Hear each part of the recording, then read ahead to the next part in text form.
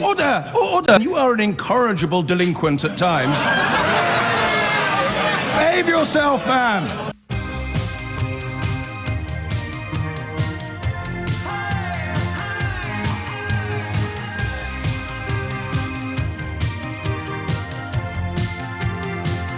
And it is, well, almost as old as the hills, the human being's relationship with alcohol or any substance that changes your brain chemistry. 3 in 5 adults hit the bottle to cope with the stress of everyday life. This is from the charity Drink Aware.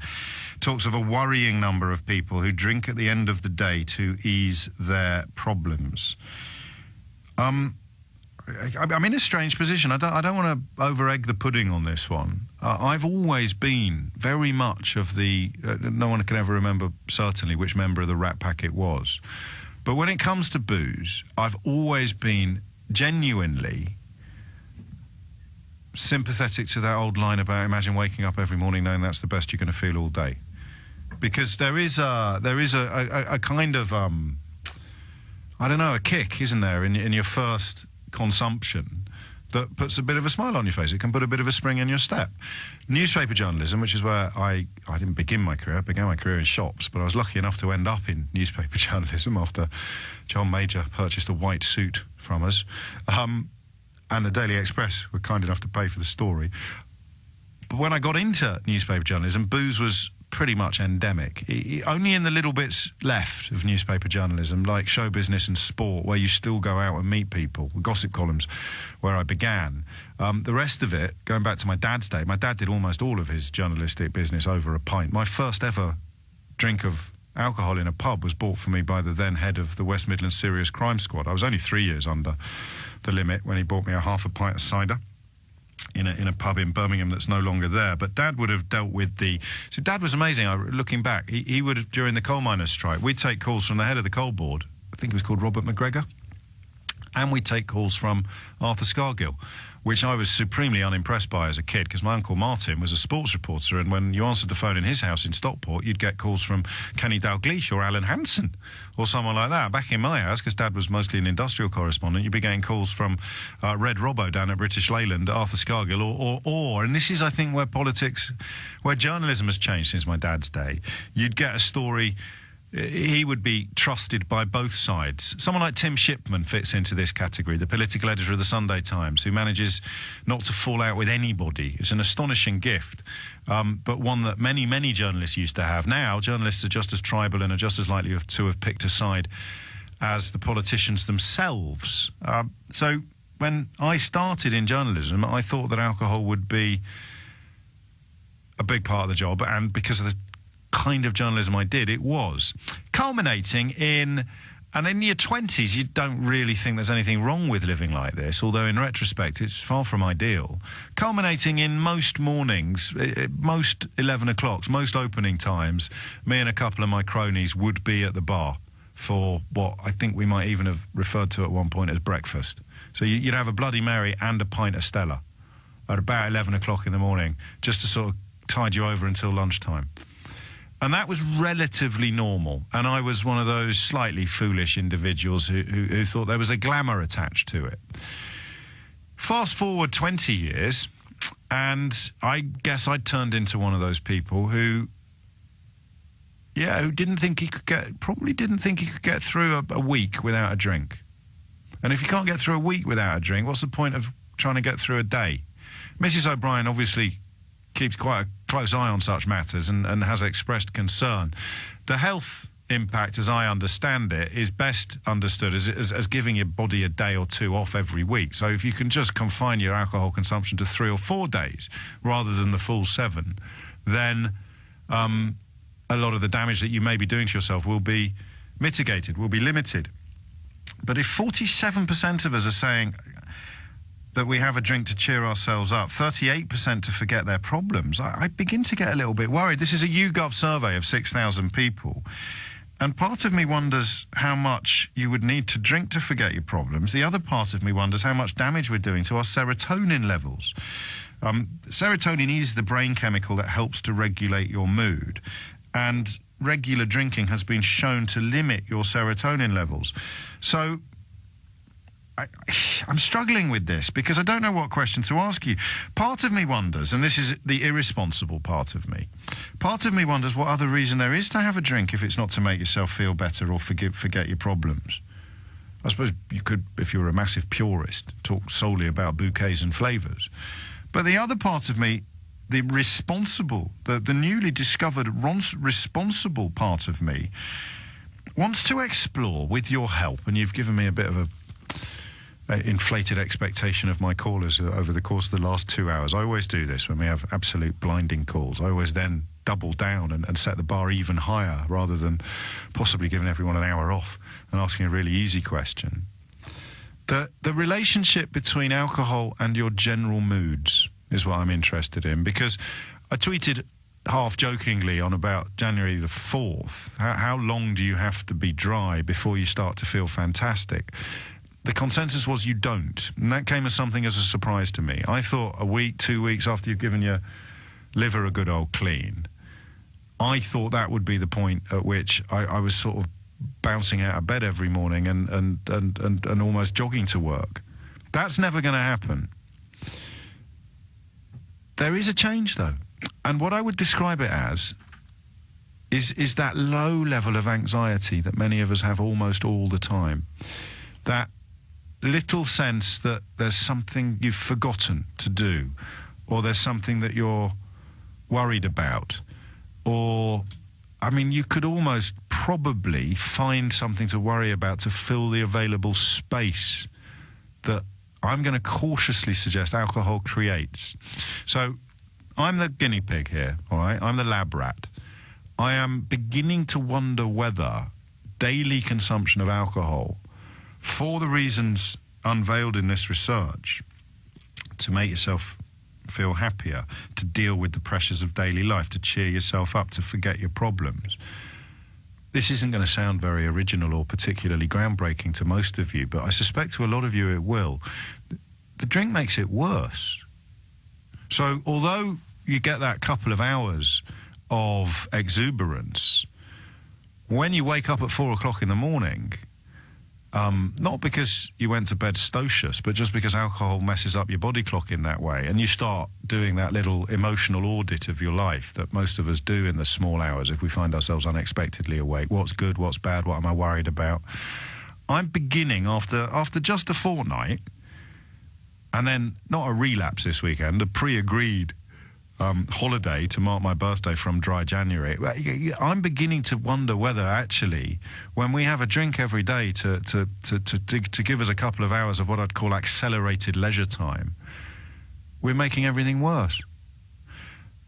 And I don't know where I'd fit your contributions into this conversation now. I guess by asking whether or not you agree with me. 0345 6060 973. It's a month where a lot of people try to give up, but the chief executive of Drinkaware also describes January as a month that can be difficult for many people because we're looking at our finances and debt perhaps more closely than we usually do, and I think there are more referrals to divorce lawyers in the weeks after Christmas than at any other point in the year. Their contention is that while people might think having a drink after a hard day can help them relax, in the long run it can contribute to feelings of depression and anxiety and make stress harder to deal with. I think she's right. What do you think? 0345 6060 973 is the number that you need. It's 12 minutes after 12. It's not a kind of midlife crisis on my part. I will never not be a person who really enjoys a drink. And I love pubs. So few of them are left now. Proper old-fashioned pubs in London. You have to get out of town to sit in a proper pub. They were a big part of my 20s and 30s. Big part of my courtship with Mrs. O'Brien. I took part in pubs. Big part of journalism for many, many years. And when I go back to Kidderminster, I will choose my pub according to what beers they have. I can be a massive bore on this. And I'm never going to be the vegan when it comes to alcohol. I'm never going to be the bloke who eschews everything. But I just wonder, do you know what I'm trying to do this hour? I hope this doesn't sound silly. I'm trying to make radio that if I was listening to it, I'd think, do you know what? I am going to try to do 2 or 3 days a week off it. I am going to knock it on the head. I'm going to see. That's the radio I want to make. The radio that would have made me, prior to the beginning of my 47th year, review my relationship with alcohol. Because I am not ever, thank God, subject to clinical depression. I got pretty low after my dad died, but that was more to do with struggling to process the information and finding a proper outlet for the anger. But I don't think I've ever been clinically depressed, and I'm pretty sure that if I had been, I'd know. But when I talk to other people about that low level of anxiety that many of us have, and I don't have it all the time, I just think back over the years, I'm pretty sure I've been more anxious when I've been drinking the most, and I've been drinking the most because I've been more anxious. How do we break that circle, that cycle? That is your starter for 10. It's just gone 12. It's coming out to 12:15. We're talking about booze. And if you're kind enough to have listened to this programme for a while, we're talking about it in a way that we've never talked about it before. We're talking about it... Here you go. Nicholas knows what I'm talking about. At Mr. James O.B. has just described my life on the radio. Not just nearly, but exactly. So neither of us are alone, Nicholas. And I'm talking about alcohol in the sense that if you're completely honest, even if, like me, you're a kind of backslapping boozer, I quite like having a little bevy on my own while I'm watching a soppy film. It's a sort of form of emotional catharsis. But I'm reading the research published today and recognising that weird cycle between anxiety and alcohol is one that I think I've spent most of my adult life in thrall to. And now I'm just asking you to join me in talking about this so that I don't feel alone, naked and embarrassed, which reminds me of my heavy drinking days. Paul is in Coventry. Paul, what would you like to say? Well, I'm an alcoholic in recovery. Basically, what you need to do is learn different coping behaviours. Well, yes, except that I'm not... I mean, well, let's begin with the million-dollar question then, Paul, which is, what is the difference between you and me, given that I woke up on New Year's Day thinking, I'm never going to be able to give up drinking, and then, lo and behold, within 2 or 3 days, it was as easy as pie. For you, it was a massive, massive struggle and problem. So what's the difference between an alcoholic and someone who drinks too much and worries that he might not be able to stop? Well, it's a big question. They reckon it's probably got a genetic component. The degree of... it is actually bonding sites in the brain. I won't get complicated and name chemicals, but I have got a brain chemistry which responds greater to the stimuli that it gets, and it forms more neural nets around it. And it's just... It's like, say, you had one bonding site, I've got 3. Yeah, okay. No, that makes sense, and don't ring in to question the science. Paul and I are just having a chat. What was the fulcrum, what was the tipping point that made you take action, if you don't mind me asking? Well, I was in a complete state. I could barely walk. I hadn't eaten a meal in 3 months. I was an utter mess. How old were you at that point? What was that? That's 3 years ago, 43. Gosh. I'd had 2 liver failures. I'd been as yellow as Homer Simpson. And Homer Simpson, not to make light of your experiences, Homer Simpson's motto, of course, is to alcohol, the cause of and solution to all of life's problems. Yeah, well, I mean, for some people it can be, but those people who've got the propensity towards addiction, I mean, the term addictive personality is bandied about, and yeah, there is something to it. There is a psychological aspect to it as well as a genetic aspect, and, you know, if you've got the genes ramped up and you've got the psychology ramped up, then you are going to be an addict, and there's pretty much nothing you can do about it. Until there is, and that is give it up completely. How hard was it? How hard? Well, in my case, I had reached, as they often use the term, rock bottom. I really didn't think I had a choice, and I was begging to be admitted to a rehab. Right. You just thought, I can't go on like this, but I can't do it on my own. Yeah, I tried on my own many, many times, and it hadn't worked. I needed to be completely immersed in an environment that was focused entirely on recovery. And I stayed in the rehab for 8 months, and eventually you end up, after that amount of time, for 6 months, you start working as a volunteer for them. I don't think that what I'm about to say will sound to you like a form of denial on my part, and I've made a very conscious decision to use my own experiences as the lens through which we all discuss this.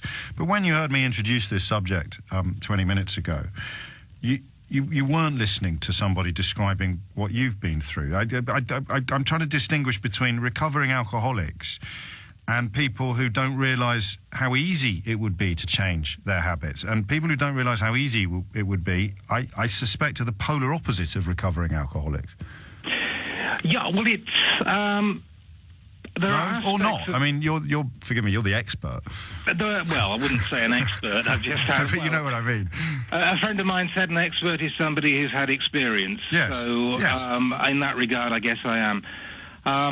But yeah, you have aspects of what make up an addict, but you don't have all of them.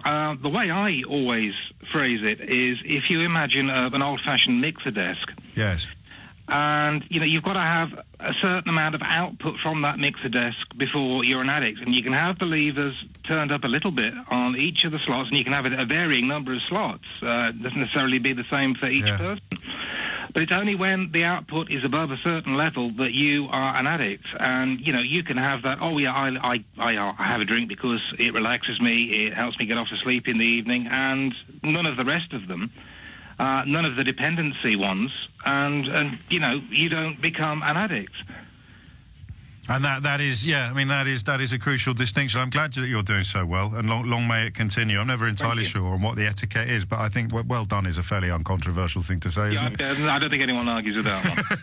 It's why you've forgotten the era that we're living in. Someone will. 24 minutes after 12 is the time. I think we've got another recovering alcoholic waiting to talk to us, but I'll stress again that this is more about the people who are going to read this research and just recognise themselves, rather than the people who've reached the proverbial rock bottom, where, like Phil Mitchell in EastEnders, if you want to be glib about it. It's more people who are functioning perfectly well, but just this notion that the anxiety both feeds and temporarily recedes as a result of alcohol. That's what I'm most intrigued by, because that is really what tallies with my experiences in the first 2 weeks of this year. This line here, while people might think having a drink after a hard day, and I'm more than happy to concede that almost everybody listening to this will have a considerably harder day than I do on average, while people might think having a drink after a hard day can help them relax, in the long run it can contribute to feelings of depression and anxiety and make stress harder to deal with. That for me is the area of particular interest.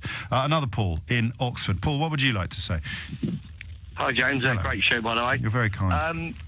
Well, my drinking, as you said, I am a recovering alcoholic. And you always will be, won't you? You never stop being a recovering alcoholic, if I understand correctly. No. I mean, the way I see it is I'm allergic to alcohol. Gosh, yes. Got you. So if I have a drink, I won't stop.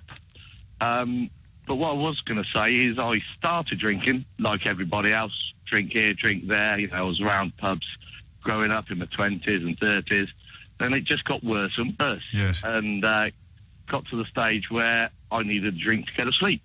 Yes. And that doesn't shock me. Maybe it should, but I suspect that more people than are prepared to admit would probably see themselves thus. And so it got to the stage of if I didn't have a drink, I couldn't sleep. And I'd literally be listening to the radio all night and then getting an hour. Thank God for Steve Allen, eh? Yeah, I know, trust me. So obviously it got to the stage where I just went, no, enough's enough. So 2nd of January last year, that was it, my last drink in the garden at 2 o'clock in the morning. And, it was hard. But after... Have you done it on your own?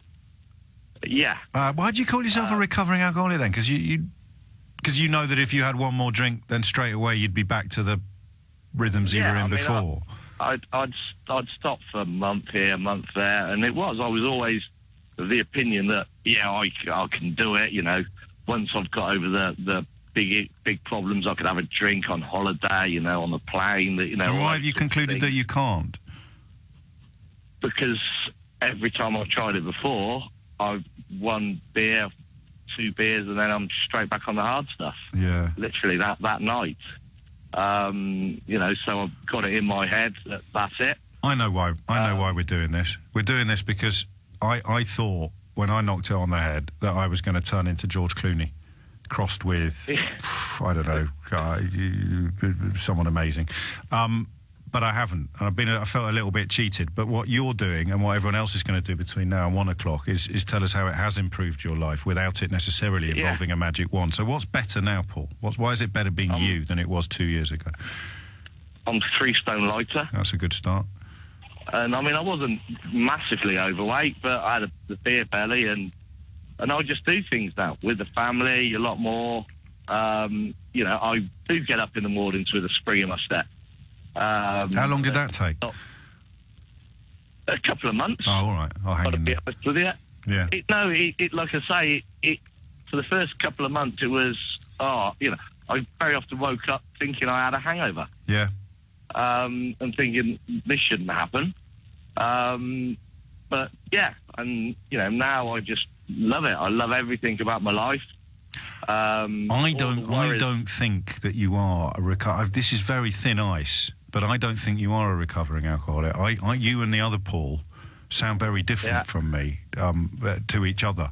I think I'm closer to where you are. Maybe I'm just trying to persuade myself that but it doesn't. It sounds to me like you had a dependency rather than a kind of screaming addiction.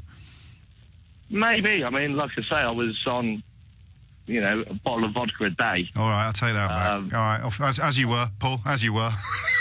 And yeah, no, like I say, it took a couple of years to get to that state. You know, it was, sure, but you worked your way up to it, and you've worked your way down again.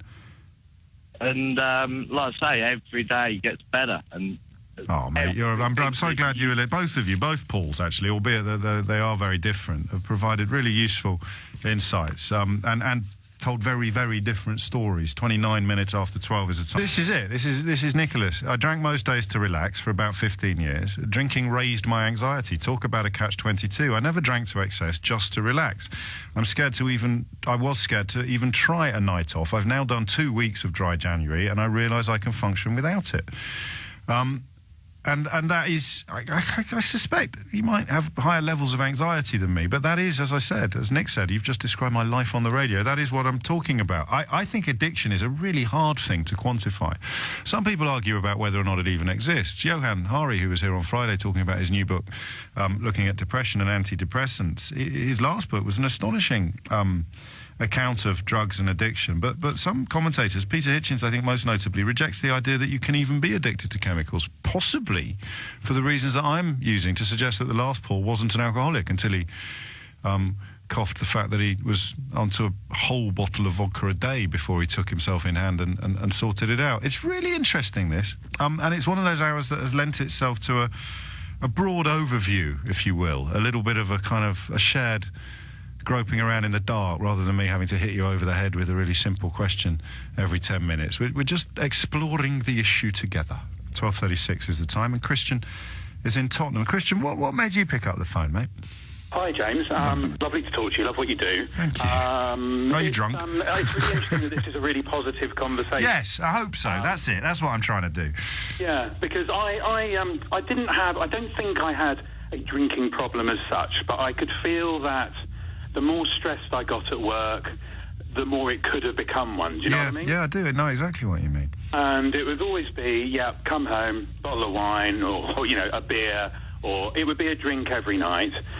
Weekends as well. Yes. You know, it would be good. I can get home on Friday and get stuck in. And I just sort of I've been thinking about it for a while, and I thought I'll try and just cut down.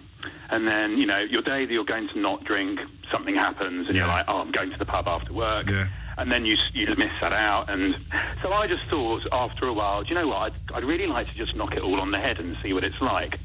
So beginning of this year, 2nd of January, I went to a well-known, sort of self-help seminar kind of day workshop. Specifically for alcohol, or was it for general kind of? No, this is for alcohol. Okay. And the reason I did it is that my wife had been to the same company for smoking, and she just stopped straight away. Okay. Now, so I thought I'll just give it a try. I was a little bit sceptical. Sure.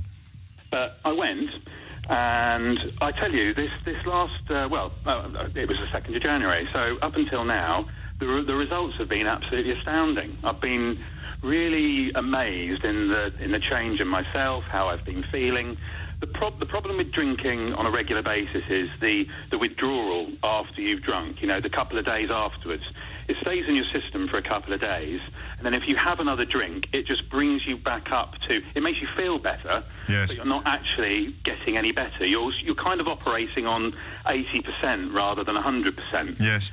And if you're drinking all the time, you're probably further down towards 70 or permanently 50% all the time. And if you have that occasional token day off, it's not going to make the blindest bit of difference to everything. You need to be, if you're not going to give up altogether, you need to be routinely resting your liver, as it were, routinely resting your system. Exactly, and apparently it takes 2 weeks for it all to come out. So, over yesterday or today, that's it. Same here. This weekend, and then I went back in again.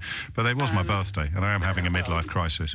Well, I'm thinking, I was thinking the problem, I thought if I could get a couple of months out of this, that would be brilliant. Yeah. I've got my 40th coming up in February, and I thought I can probably slip up on that, and then I'll go. Sure. But actually, since I've been doing this, I just feel so much better in everything. My relationships at home are better.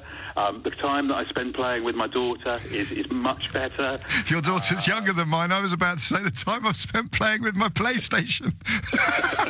Because I can focus on it in a way that usually if you'd had a glass you couldn't. So I'm killing LA Noire at the moment. Box sets and books as well. I'm watching box sets properly because I'm not nodding off 5 minutes before the end, and I'm reading books in bed rather than just sort of nodding off.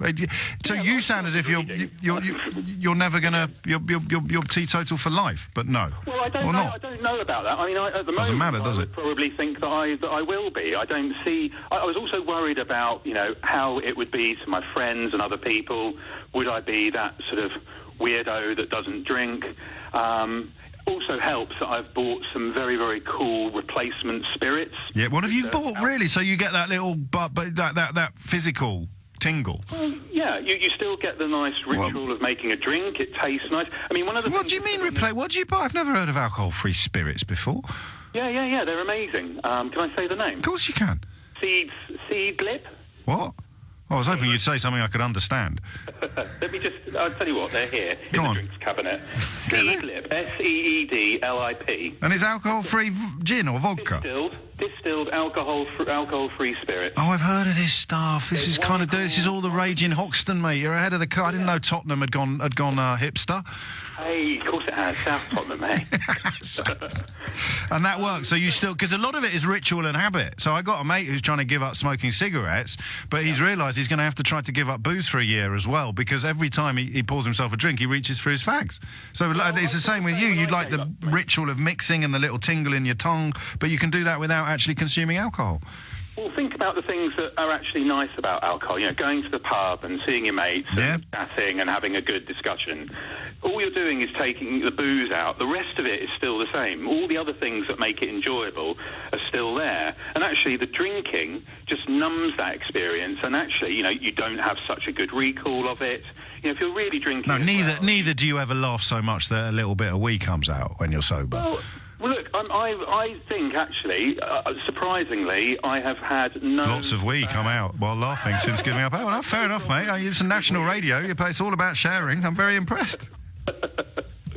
It's a really, really positive thing. I thought I would never be the person that didn't drink. Yeah. But actually now I'm really thriving on it, and I could almost get a little bit overboard by telling everyone about the virtues of evangelical is the word you're looking for. Well, it works. Yeah. It works. Listen to this from Darren. I think I'm close to where you are. He writes, I'm not drinking a bottle of vodka every night like that last chap, but I do find myself drinking a couple of glasses every single night just to take the edge off, or because I think I've earned it doing sports. I've created all these associations, and now I'm convinced that it was what contributed to a bout of depression a couple of years ago and stops me from ever feeling fully happy or healthy. I've been thinking of kicking it. The fact that you're discussing it this way is now inspiring me to go ahead and see if I can rebuild my mind. And that came in while you were talking, Christian. That's absolutely spot on. It's really interesting. Lots and lots of people are doing it. It's not weird anymore. It's not like you're the person who you wouldn't trust. Never trust someone who doesn't drink. Yeah. That's changed now, and I think more. My friends wouldn't mind about it. I worried about it a little bit beforehand, but all of my friends have been really supportive. I didn't go to a brunch the other day in a pub. It was called a bottomless brunch. You pay for your your Brecca, and then you can have unlimited Bloody Marys until the cows come home. And I didn't go to that because I thought it would be putting myself in temptation's way. But looking back, that was just silly, wasn't it? Don't look at it that way. Exactly. I think, carry on getting yourself out to wherever you want to go to. I think I was being tight, actually, now I come to think about it. What's the point of paying for a bottomless brunch if you're only going to have a flipping Vimto? I paid for 40 quid's worth of Bloody Mary and I've gone home with a Vimto sloshing around inside me. Couple of more slices of toasted avocado on it. That's got to be it. Sure, says that's all the rage in South Tottenham. I've read the reports. 12:43 is the time. What a lovely call. Thank you. I'm so glad we did this instead of funerals, but we do need to talk about funerals this week. Lee is in Worthing. Lee, what would you like to say? Hi, James, and happy birthday for Saturday. I'll buy you a beer when I see you. Thank you very much. If I'm back on them, or I could go for a Beck's Blue. That was the other thing that popped up in the fridge last week. Yeah, lovely. I just wanted to briefly share my experience. Up until about a year and a half ago, I was drinking pretty much every night, just beer, nothing stronger than the Foster's Lager or whatever. Okay. But it got to about a year ago, my sister's wedding, where I basically drank to more than excess. Can't remember much about the evening, and probably don't want to. But it really shocked me. Not just my behaviour, but how much I drank that night, and the fact that obviously my family sort of didn't speak to me for a while afterwards, and yes. it made me sort of not drink for at least 6 months. What did you do? Do you know? You do know, but you don't have to tell me. No, I don't want to shame you in public. Has your sister forgiven you yet? Basically making a complete arse of myself, basically on the dance floor, and and shouting and screaming and whatever else. And I've been told various things by various people in the family that I don't, as much as I want. But what was that sound? You make it sound like a one-off. You don't make it sound like a culmination. In your mind, it clearly is a culmination. Or was a culmination. Yeah, absolutely. For me, a drink at the end of the day was a treat. I do quite a high stressful job, and for me, getting home in the evening, my routine was get home, open the fridge, and then my 3-year-old daughter and my wife after that. And that's why I use the phrase accelerated leisure time, because when you've had a drink, it somehow feels as if you're cramming more relaxation into the same amount of time, doesn't it? But you're not. Exactly right. Exactly right. And after the wedding, it did really shock me into doing something. I joined the local Addiction drinking group, which were fantastic. They were absolutely brilliant, and I went for at least 6 to 8 months without drinking a single bit of alcohol. And I was basically missing something in my life. It was like a friend had left me. And I'm now at the stage now where I don't drink anything during the week. Monday to Thursday, I drink absolutely nothing, and then Friday and Saturday, I'll have probably, I don't know, a few cans as a little treat for the weekend. Yeah, nothing like. But that's cool, right? You're not worried about that. Controlled. Yeah. Or are you a bit controlled as well? And no, well, I don't know, because I'm not at the stage now where I'm drinking as much as I was. I'm not getting the shakes and the anxiety and the panic attacks during the day that I used to. I think a lot of people will not realise the shakes obviously is a bit different, but panic attacks and anxiety, a lot of people won't be associating that with the alcohol that they look forward to consuming to make the anxiety go away. Yeah, it was dreadful. I was put on beta blockers. I used to really have bad panic attacks, and not go to a certain destination because I knew there wasn't any hospital facilities in case I passed out. That's crazy. Yeah, that's not no crikey. And you're in a good place now. Yeah, absolutely. Yeah, my family support me. I'm never going to be in that situation where I'm drinking that excessful again, because I know how much I've got to lose if I do. I didn't hear your. I've got. Go on. But, I was just going to say, I know how much I've got to lose if I do, drink to that excess again. I've got a fantastic wife, a 3-year-old daughter, and a fantastic family, and and a great job. And I would lose all that by being a complete arse and getting back on the sauce again. That's pretty clear. Speaking of fantastic wives, mine's just texted me. Guess what she said? Happy birthday. I'd be a bit late for that. Bottle under the pillow. She said, "Stop talking over people. Great show otherwise." And just as that arrived, I was talking over you. I love Mrs. O'Brien. Makes two of us. This is really helpful, isn't it? What a lovely conversation we've had about alcohol from a strange starting point. Well, no, not that strange. There's research published today by the charity Drink Aware, funded by the alcohol industry, just for the record, which talks about the curious... What's the opposite of symbiosis?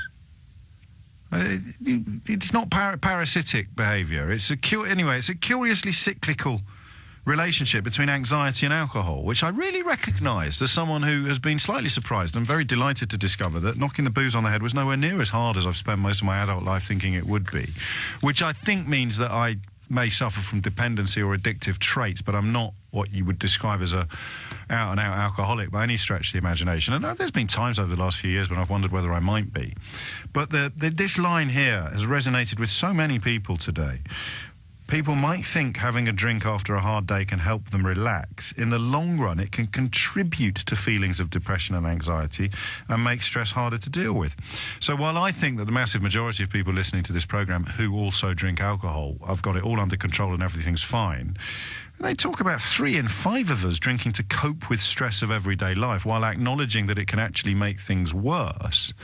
I think what you've got there is, I haven't thought of a phrase that sounds like symbiosis, so I'm going with the old one, vicious circle. You've got a really vicious circle where one feeds off the other until you reach a point like some of our callers have described. 12:53 is the time. Ring me and say anything. I'm not asking a question, and neither are we setting this up as a debate.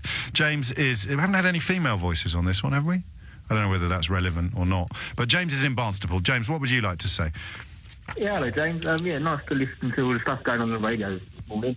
Good man. Yeah, drinking has been a big part of my life. When I lived up in London, working in the city, used to go after work, have a few. A few always turned into a few too many. I don't need that in my life anymore. I'm glad that I'm sort of well away from that. My 20s was all a bit of a blur. Don't really remember it. Don't really like it. What did you do though? Did your life just evolve in a new direction, or did you recognise that things were getting a bit hairy? Yeah, it's all getting a bit hairy, but Just sort your phone out, will you, James? Sorry, mate, to be a bore, but just keep it. Everybody, if you ring me, keep your phone with the mouthpiece really close to your mouth, and everyone will be a winner. Yeah. Sorry about that. I'm in rural North Devon, so it's not the best signals anyway. That's better now. Yeah, no, it wasn't the work that was a stressful life. It was sort of the life outside of work, like home life and all, things that went on around me. And yes. I used to drink to sort of avoid that. But yeah, all came a bit on top, and I moved down to Devon. I managed to get away with it. I don't drink now. I have a drink. I've got a drinks cabinet. I open a bottle of something every now and again. But I don't sit there and have a meal and have a drink at night time. It's a whole different type of drinking now. And what's the biggest change in you? How have you changed? How are you different from how you were when you were? Everything. I'm a different person. I care about my life now, which is one thing. I care about those around me. I'm married. I've got a beautiful wife who was a massive part of that change. I met her when I moved down here. She had a bit of a messy 20s, drinking and partying as well. She was kind of over it. We've got 2 kids, all those sort of life. Just great. You sound like you've grown up, and what I derive some encouragement from is the way we're not suggesting all or nothing. That idea that you can still enjoy a drink, but you don't have to be letting the drink kind of control you in a way. No, not at all. The bit about being the anxiousness and being depressed afterwards, that was the nightmare. I hated that. I've sat there. Yeah, this is it. And you can sit there sometimes. You list everything that's great in your life, and you think, what the hell am I anxious about? What the hell am I worrying about? Totally.